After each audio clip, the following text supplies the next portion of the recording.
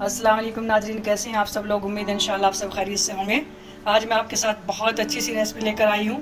आम का मौसम चल रहा है और कोई आम पन्ना ये सब चीज़ें आजकल लोग बहुत बना रहे हैं। आम पन्ना, मीठी चटनी, अचार। तो मैं आज लेकर आई हूँ आपके लिए मुरब्बा चटनी, जो मैंने मीठे आम से बनाई है। आप चाहे तो खट्टे आम से भी बना सकते हैं। मेरे पास खट्टा आम था, इससे मैंने नहीं बनाया, इससे बहुत ज़्यादा खट्टा बनता है। मैंने मीठे आम से बनाया है। आप ज़रूर ट्राई करें इसको और कमेंट बॉक्स में ज़रूर चलिए बनाना शुरू करते हैं। इसके लिए चाहिए हमें आम। ये आम को हमने अच्छे से छील लिया है। आप चाहे तो ये आम भी ले सकते हैं। ये मैंने खट्टा आम नहीं लिया है, इससे अच्छा मुरब्बा अच्छा नहीं बनेगा, बहुत खट्टा हो जाता है। और ये मीठा आम है, छोटा या बड़ा कैसा भी आपको मिले, दोनों से आप बना सकते हैं। इसको मैंने इसको हम पानी में डालेंगे।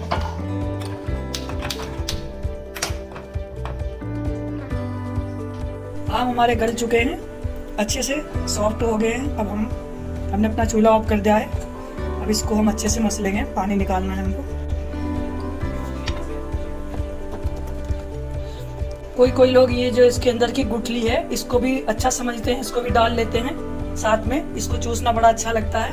आप चाहे तो इसके बगैर भी बना सकते हैं, चाहे इसके साथ भी बना सकते हैं आप। एक कढ़ाई ले लिया है, इसमें मैं थोड़ा सा घी और डालूंगी। चाहे आप घी डालें, ऑयल डालें, आपकी मर्जी है। हाफ टी स्पून जीरा, कलौंजी,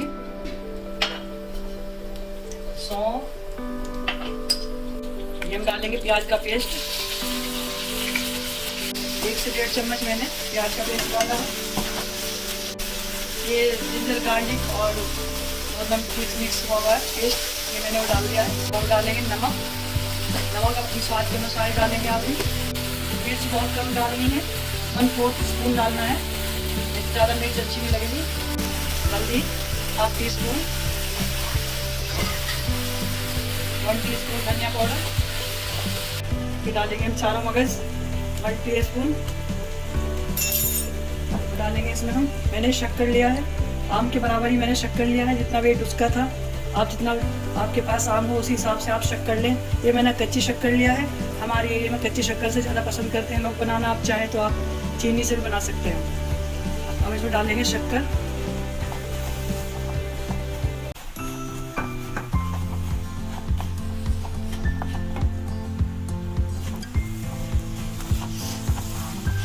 ये मैंने 2-4 बीज में निकाल दूंगी, कुछ बीज इसी के अंदर है। ये बड़ा अच्छा लगता है चूसने में जब हम इसको खाते हैं।